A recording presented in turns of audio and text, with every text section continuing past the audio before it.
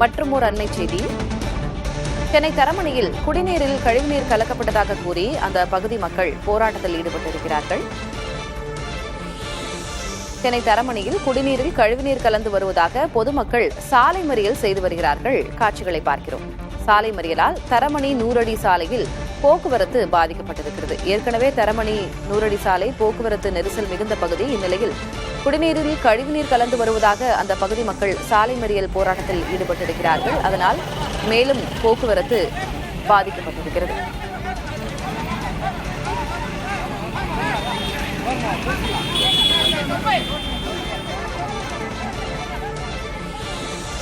குடிநீரில் கழிவுநீர் கலப்பது குறித்து புகார் அளித்தும் நடவடிக்கை இல்லை என்பது அந்த பொதுமக்களின் குற்றச்சாட்டாக இருக்கிறது.